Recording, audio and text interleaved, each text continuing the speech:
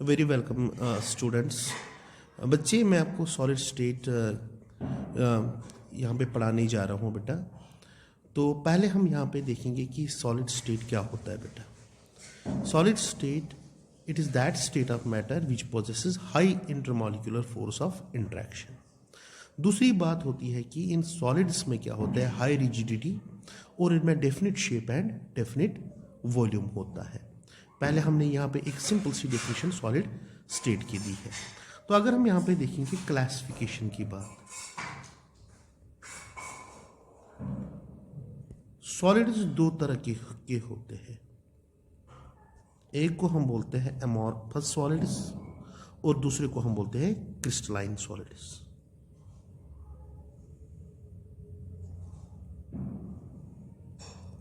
और crystalline solids, बेटा ये आपको पता है कि क्रिस्टलाइन सॉलिड्स में regular arrangement of atoms, ions और मॉलिक्यूल्स होता है, व्हाइल एज एमॉर्फस सॉलिड्स में क्या होता है, हैफाज़र्ड अरेंजमेंट।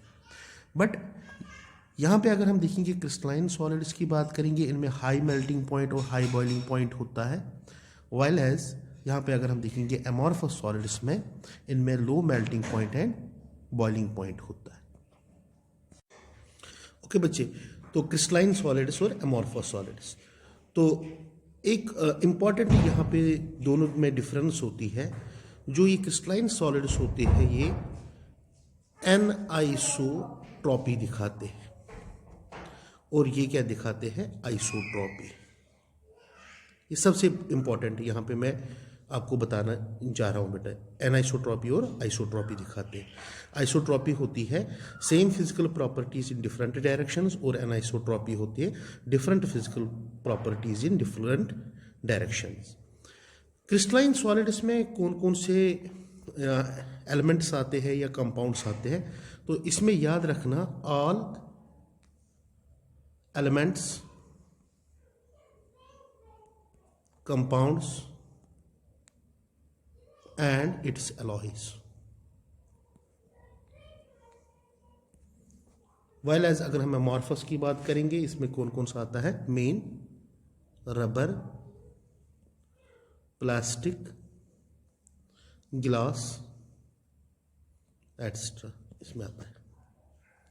तो अगर हम यहाँ पे अब पढ़ना कौन सा हमें, दैट इज क्रिस्टलाइन सॉलिड्स।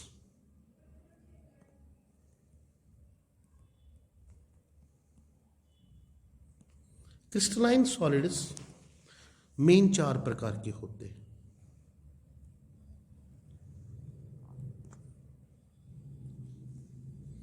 इसमें होता है मॉलिक्यूलर, मेटालिक, कोवलेंट और ionic. This classification is based upon intermolecular forces.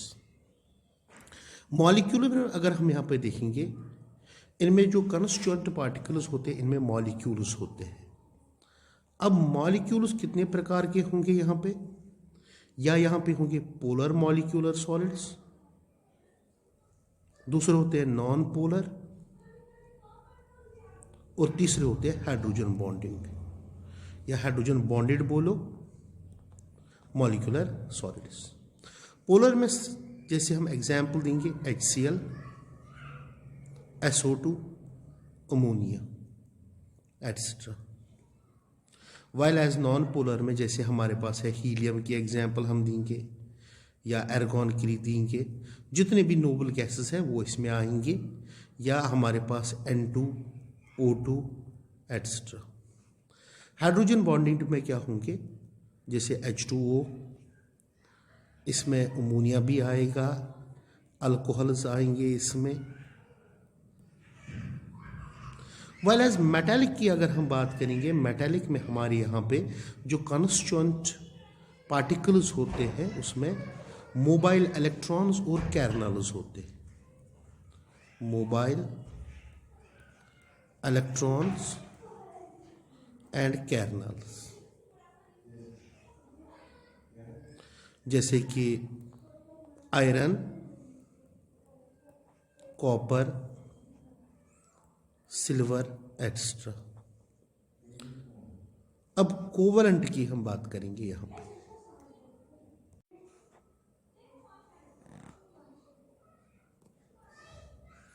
Covalent में क्या होता है कि नॉन मेटल एटम्स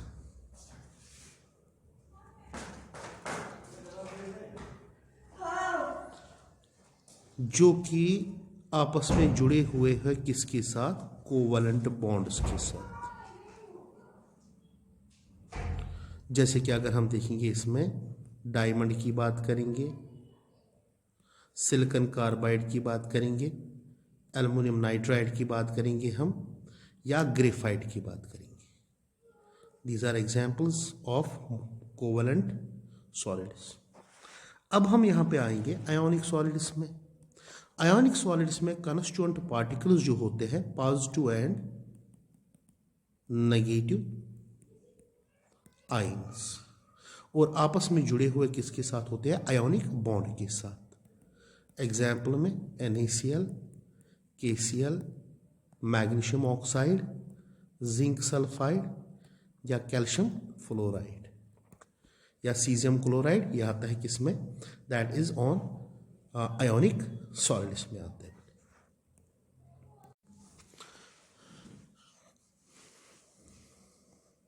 बच्चे जो नेक्स्ट चीज हम यहां पे डिस्कस करेंगे वो है क्रिस्टल के बारे में। ये भी इंपॉर्टेंट टॉपिक है इसमें सॉलिड स्टेट में।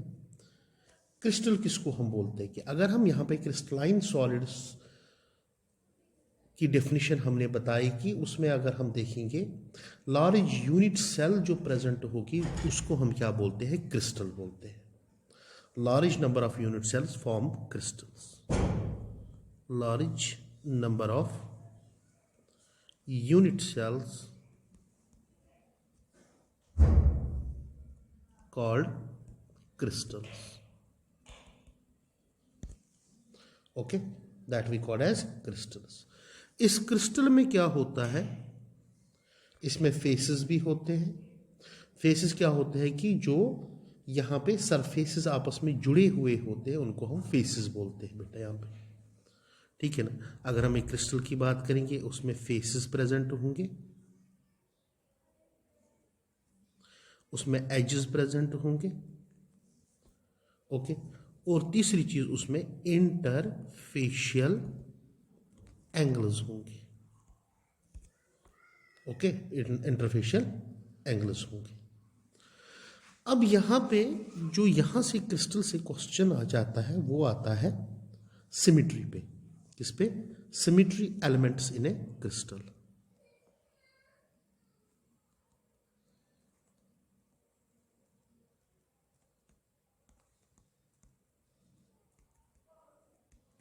ये सबसे इंपॉर्टेंट है, symmetry elements in a crystal. Actually हम इसको 3 हिस्सों में बांटते हैं यहां पे। First is law of symmetry, दूसरा चीज है प्लेन ऑफ सिमेट्री, और axis of symmetry and centre of symmetry. Law of symmetry यानी कि plane of symmetry, axis of symmetry and centre of symmetry. तो क्या क्या आता है यहां पे, that is plane of symmetry,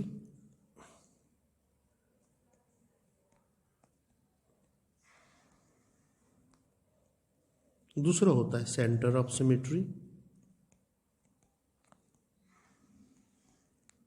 and the third one is axis of symmetry.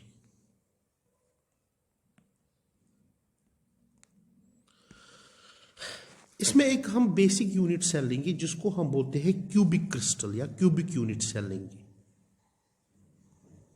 Cubic crystal लेंगे हम। क्यूबिक क्रिस्टल में क्या होता है कि all sides are equal, just like I will take an example. ये एक क्यूबिक यूनिट सेल है।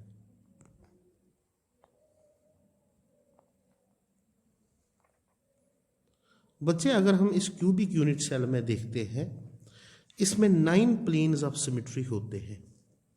अगर आप प्लेन ऑफ सिमेट्री लोगे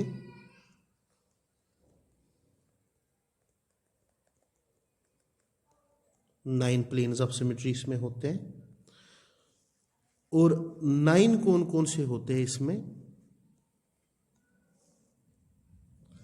3 होते हैं इसमें रेक्टेंगुलर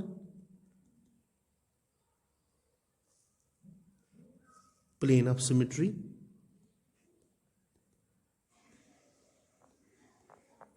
और 6 होते हैं इसमें diagonal plane of symmetry.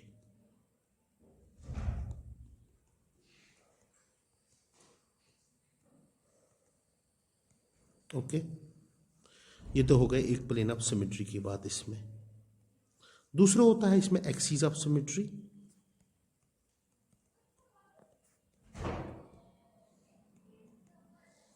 Axis of symmetry होते इसमें, यानी कि 3 होते हैं इसमें 4 फोल्ड,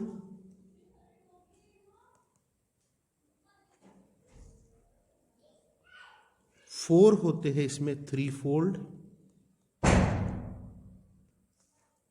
और 6 होते हैं इसमें 2 फोल्ड। कुल मिला के अगर हम यहां पे देखेंगे, there are 13 axis of symmetry. फिर रही बात सेंटर ऑफ सिमेट्री की, वो तो इसमें एक ही होती है।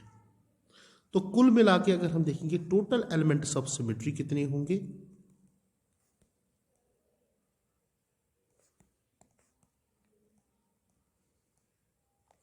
That is equal to 9 + 13 + 1, that is 23 elements of symmetry are present in cubic system।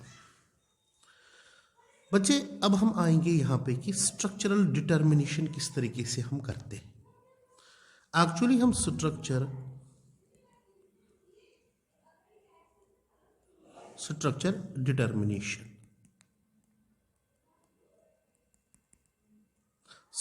Determination हम करते हैं बाय एक्सरे क्रिस्टलोग्राफी से।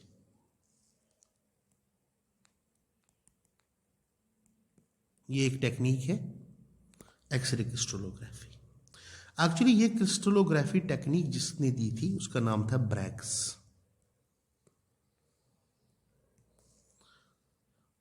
क्या था उसका नाम? ब्रैग्स था।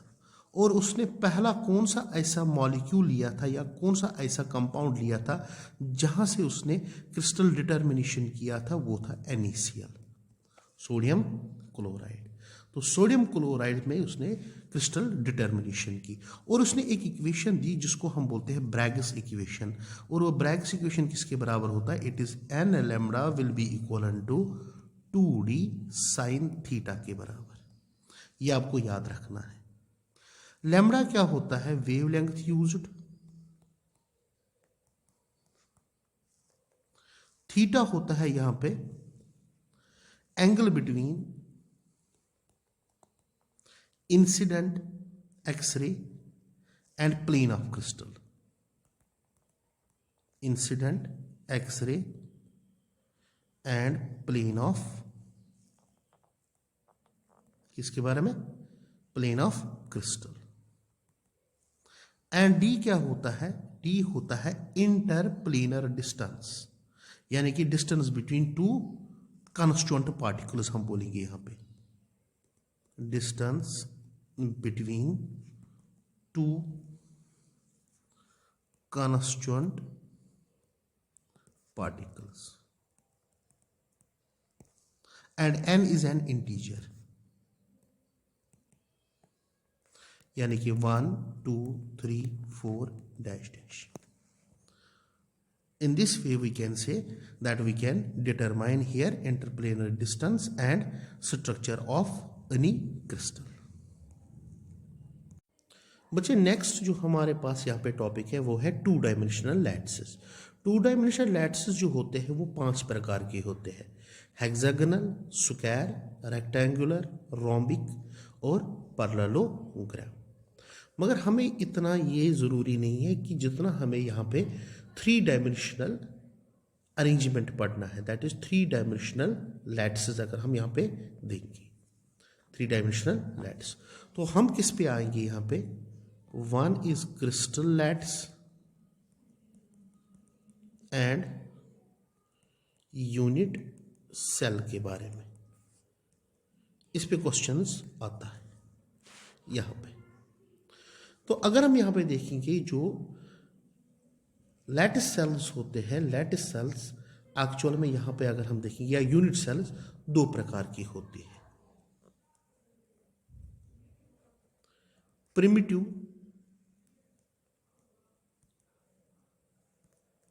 और नॉन प्रिमिटिव। नॉन प्रिमिटिव भी बोलते हैं इनको हम, और हम इनको बोलते हैं centred unit cells, centred unit cells भी बोलते हैं। प्रिमिटिव में क्या होता है कि जो कॉन्स्टिट्यूएंट पार्टिकल्स होते हैं ओनली एट कॉर्नर्स,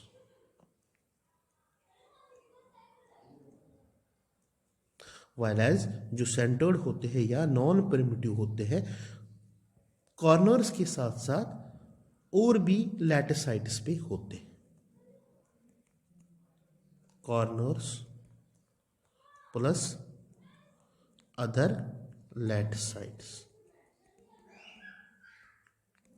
तो अगर हम यहाँ पे सेंटर्ड या नॉन प्रिमिटिव यूनिट सेल्स लेंगे, ये मेनली कितने होते हैं, 3 प्रकार के।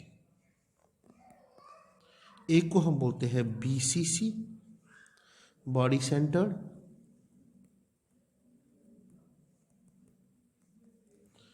Face centred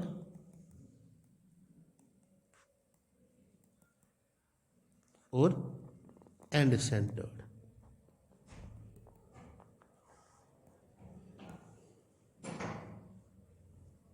end centred. Body centred में पार्टिकल्स कहाँ पे होते हैं, एक तो कॉर्नर्स पे होते हैं plus inside body. Face centred में कॉर्नर्स पे प्लस फेसेस पे। एंड सेंटर्ड में कहाँ पे होते हैं, एक होते हैं कॉर्नर्स पे प्लस अपोजिट फेसेस पे, ये होते हैं हमारे पास। अब उसी के साथ हमें यहाँ पे दूसरी type of crystal systems that we called as Bravais lattice.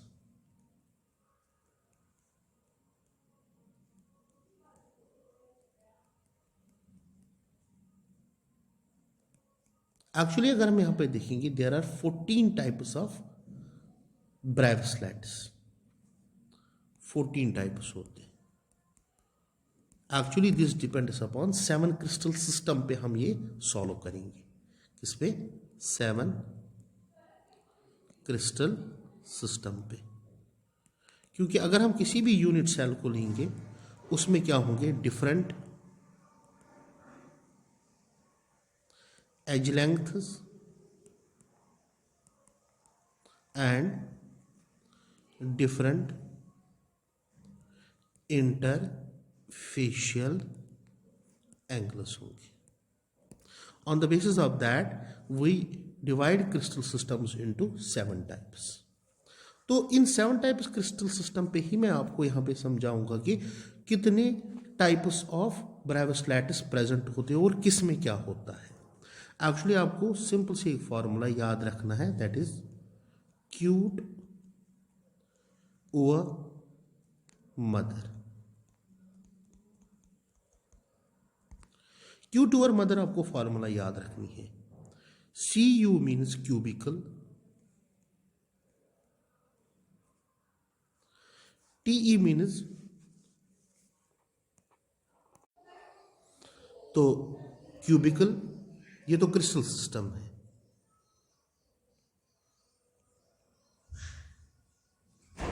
Cubicle. TE means tetragonal. OUR means orthorhombic.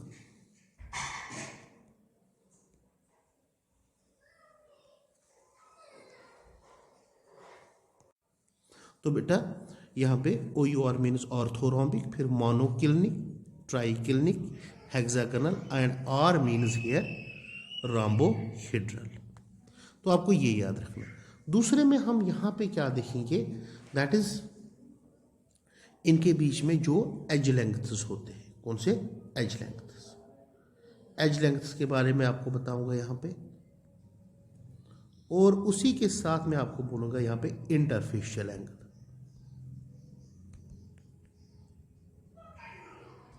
Interfacial angle और उसके साथ यहाँ पे ब्रेवस्लैट्स। ब्रेवस्लैट्स। तो एज लेंथ्स में क्या है याद रखना, A is equal to B equal to C, A equal to B not equal to C, A not equal to B not equal to C, A not equal to B not equal to C। और हम नीचे से जाएंगे जब A equal to B equal to C and A equal to B equal to not equal to C and A not equal to B not equal to C। ये चीज़ याद रखना है।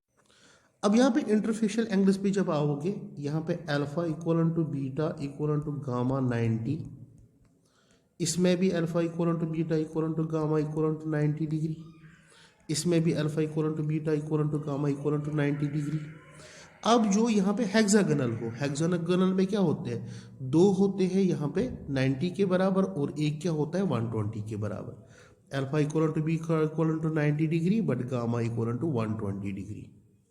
Okay, gamma equal to 90 degree. और इस case में याद रखना alpha equal to beta equal to gamma equal to not equal to 90। सबसे खराब टाइप ऑफ यूनिट सेल जो होती है वो होती है कौन सी, ट्राइक्लिनिक वाले। ट्राइक्लिनिक में क्या होता है कि कोई भी एंगल आपस में बराबर नहीं होता है and not equal to 90 degree. Monoclinic में आपको ये याद रखना है कि दो 90 के बराबर होता है और एक 90 के बराबर नहीं होता है। ओके, फिर उसके बाद याद रखना है आपको यहाँ पे एक चीज़ कि जो क्यूबिक होता है उसमें 3 टाइप्स ऑफ सेल्स होते हैं। एक होता है सिंपल क्यूबिक। सिंपल क्यूबिक तो सब में होता है, तो याद रखना सिंपल क्यूबिक सब में होता है। तो हो गए ये 7 टाइप्स। जो क्यूबिकल होता है पहले उसमें 2 और होती है, एक होता है बॉडी सेंटर्ड और होता है फेस सेंटर्ड।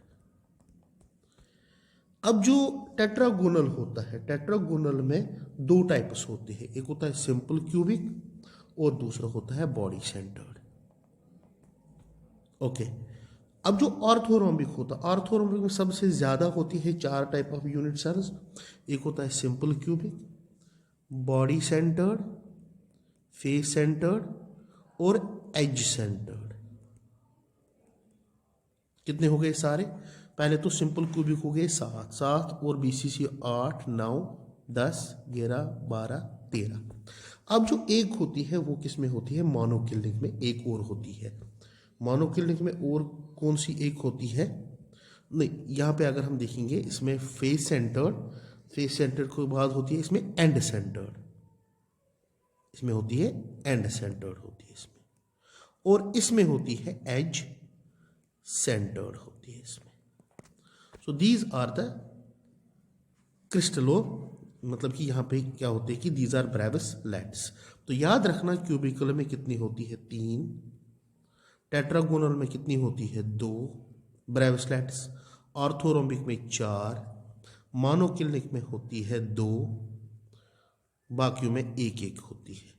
तो कुल मिला के कितने हो गए 14 टाइप्स ऑफ ब्रेवस्लैट्स प्रेजेंट होते हैं। तो बच्चे यहाँ पे number of particles in unit cell कितने होते हैं? सिंपल क्यूबिक में होते हैं कितने, 1 पार्टिकल होता है, क्योंकि उसमें क्या होता है कि पार्टिकल्स ओनली कॉर्नर्स पे होते हैं। तो कॉर्नर 8 होते हैं और हर कोई कॉर्नर पार्टिकल मतलब कि 8 और यूनिट सेल्स के साथ जुड़ा हुआ होता है। तो it is 8 × 1/8 it is 1। Body centred में 2, फेस सेंटर्ड में 4, एंड एज सेंटर्ड में 4 होते हैं और एंड सेंटर्ड में कितने होते हैं, दैट इज 2 पार्टिकल्स। तो ये भी क्वेश्चन कभी कभी आता है यहाँ पे। नाउ अगर हम यहाँ पे देखेंगे बच्चे, क्लोज पैकिंग जो होती है 3 डायमेंशन में, उसमें 2 मेन प्रकार की क्लोज पैकिंग्स होती है।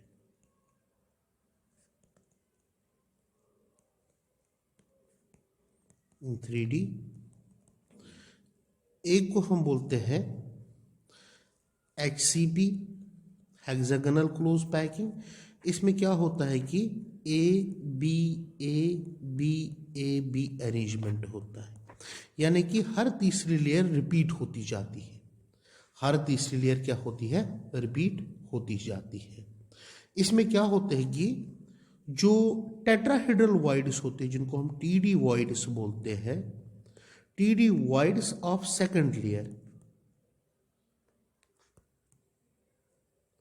TD voids of second layer covered by किससे, स्फीयर्स ऑफ थर्ड लेयर से।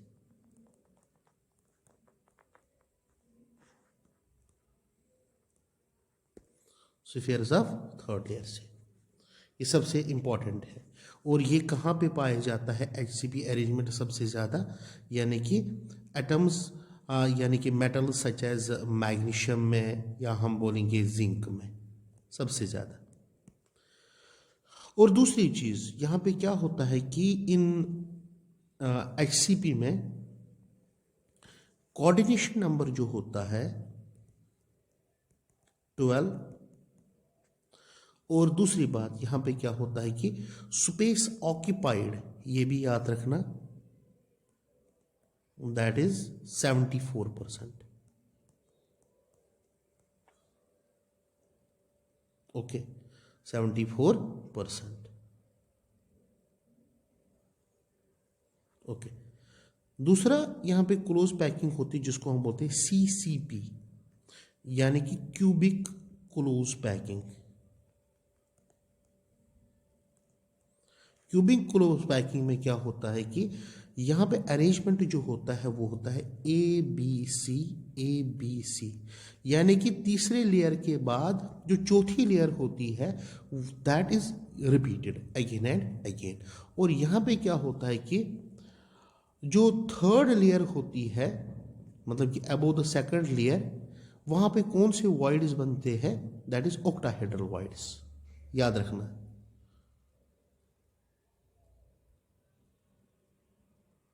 तो यहां पे कौन से कवर हो जाते हैं, ऑक्टाहेड्रल वॉइड्स, जिनको हम सिंपल में ये बोलते हैं OH वॉइड्स भी, ऑक्टाहेड्रल वॉइड्स। तो बच्चे यहाँ पे जो थर्ड लेयर होती है वो किन वॉइड्स को यहाँ पे कवर करता है, ऑक्टाहेड्रल वॉइड्स को करता है। और दूसरी बात यहाँ पे क्या होती है कि यहाँ पे भी परसेंटेज ऑक्यूपेंसी जो होती है वो 74% होता है, और कोऑर्डिनेशन नंबर यहाँ पे भी क्या होता है, 12 होता है यहाँ पे भी कोऑर्डिनेशन नंबर। थर्ड थिंग यहाँ पे हम डिस्कस करेंगे, जो तीसरा चीज इसमें नंबर ऑफ ऑक्टाहेड्रल वॉइड्स बराबर होंगे नंबर ऑफ एटम्स के बराबर। जितने number of atoms in a crystal होंगे उतने नंबर ऑफ ऑक्टाहेड्रल वॉइड्स होंगे। सपोज अगर यहाँ पे हम कहते हैं कि फेस सेंटर्ड क्यूबिक में कितने नंबर ऑफ पार्टिकल्स होते हैं, 4, मीन्स यहाँ पे कितने भी नंबर ऑफ ऑक्टाहेड्रल वॉइड्स होंगे, 4 होंगे। बट दूसरी बात है, नंबर ऑफ टेट्राहेड्रल वॉइड्स,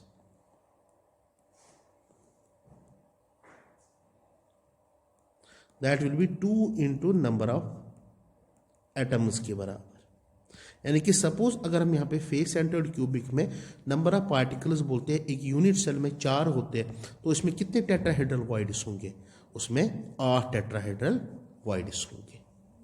ठीक है, फिफ्थ पार्ट यहाँ पे मैं आपको बताऊंगा। यहाँ पे number of tetrahedral voids in close packing structure, number of tetrahedral voids.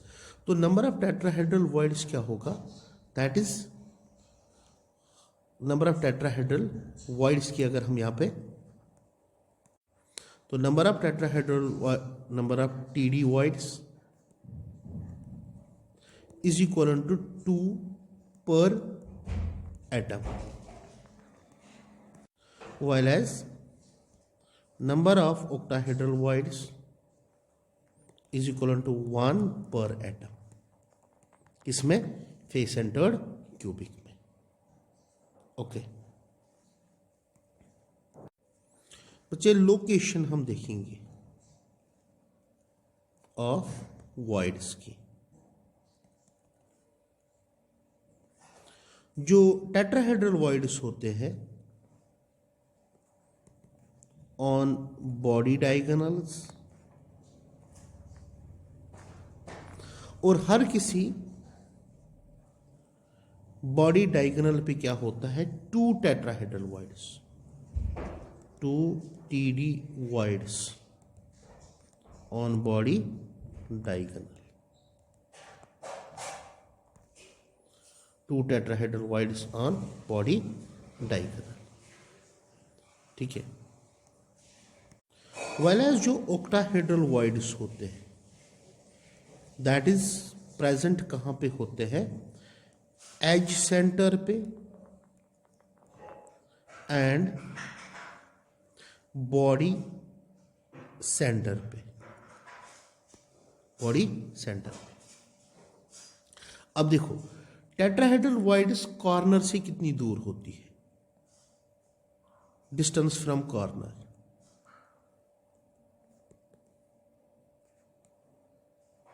कौन सी, TD void, that is equal to under root of 3a/4 from corner. Okay बेटा, अगर हम देखेंगे 2 टेट्राहेड्रल वॉइड्स के बीच में डिस्टेंस कितनी होगी, distance between 2 TD voids, that is equal to under root of 3a/2 के बराबर। ओके, वाइल एज यहाँ पे अगर हम देखेंगे जो ऑक्टाहेड्रल वॉइड्स होते हैं वो कहाँ पे होते हैं, एजेस पे होते हैं, और बॉडी सेंटर, बॉडी के सेंटर में प्रेजेंट होती है। ये याद रखना आप लोग, मतलब कि यहाँ पे बेटा अगर हम देखेंगे यहाँ पे वॉइड्स जो है उनका हम रेडियस रेशो लेंगे।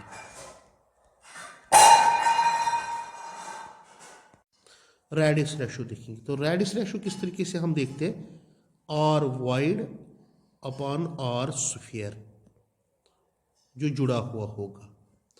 तो यहाँ पे मैं और 2 वाइड्स जोड़ूंगा जिनको हम बोलते हैं एक ट्राइंगुलर वाइड। ट्राइंगुलर वाइड का रेडियस रेशो याद रखना 0.155। फिर है टेट्राहेड्रल वाइड,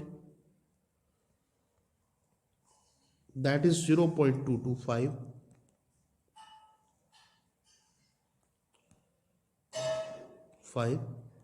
फिर है ऑक्टाहेड्रल वाइड। ऑक्टाहेड्रल वाइड का रेडियस रेशो होता है 0.414। और एक वाइड होती है जिसको हम बोलते हैं cubicle wide.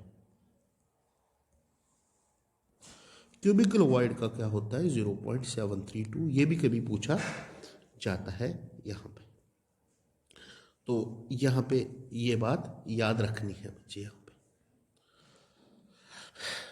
That is very important. Next यहाँ पे मैं डिस्कस करूंगा डेंसिटी ऑफ यूनिट सेल के बारे में। Density of the unit cell क्या होती है, it is mass of unit cell upon volume of unit cell. Mass of unit cell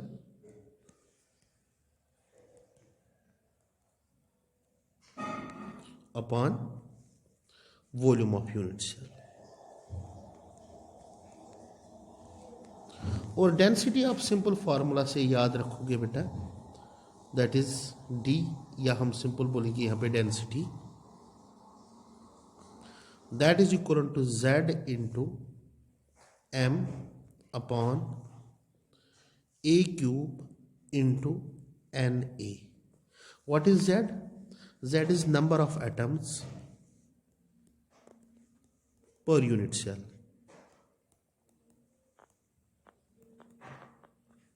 What is M?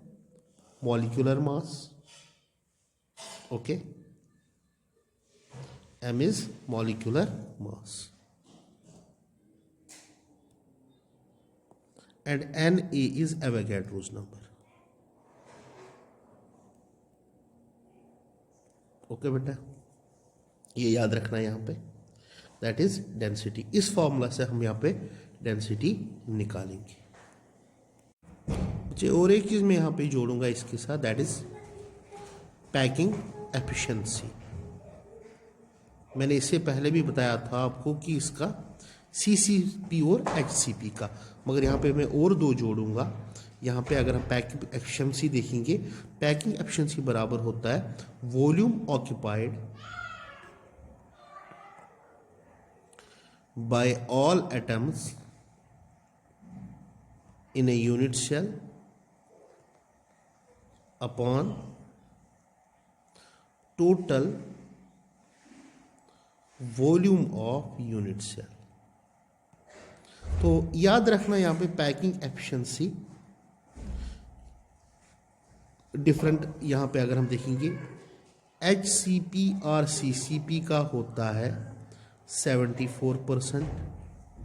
फिर दूसरे नंबर पे कौन आता है यहाँ पे, BCC बॉडी सेंटर्ड क्यूबिक 68%। और सबसे कम किसका होता है, दैट इज सिंपल क्यूबिक का। सिंपल क्यूबिक का होता है 52.4%। तो that is also valuable information about this thing, that is packing efficiency के बारे में।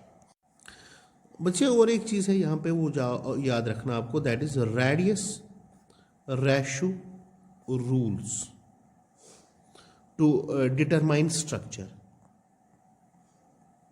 वो तो वाइड इसका ये है डिटरमाइन स्ट्रक्चर का।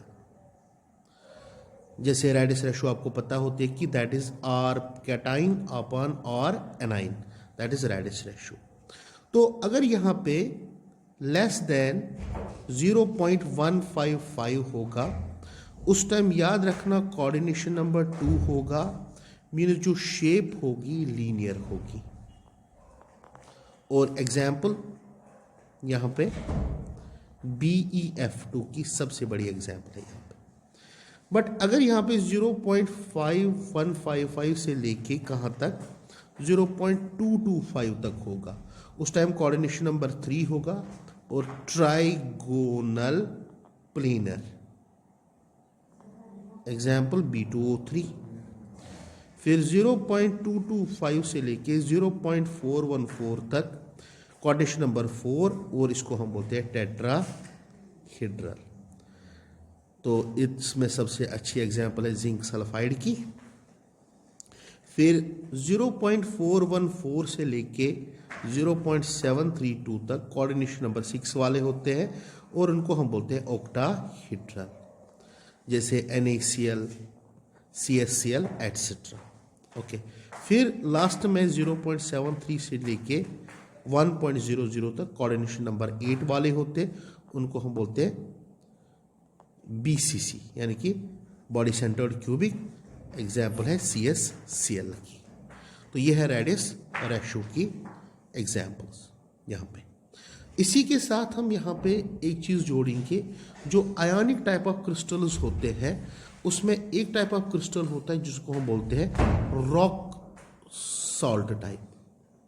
रॉक सॉल्ट में कौन कौन सा आता है, NaCl आता है, इसमें आता है CSCl टाइप आता है, जिंक ब्लेंड और सेफराइड टाइप स्ट्रक्चर्स इसमें आते हैं। दूसरा होता है जिसको हम बोलते हैं फ्लोराइड टाइप। फ्लोराइड टाइप में क्या क्या आता है यहाँ पे, जैसे CaF2 आता है, BaF2 आता है, एक्स्ट्रा। तीसरा आता है जिसको हम बोलते हैं anti fluoride type. Anti fluoride type में क्या आता है, जैसे सोडियम ऑक्साइड आता है, लिथियम ऑक्साइड आता है यहाँ पे, ठीक है ना। तो ये आप एडिशनल इंफॉर्मेशन लेना। रॉक सॉल्ट टाइप स्ट्रक्चर कभी पूछता है यहाँ पे।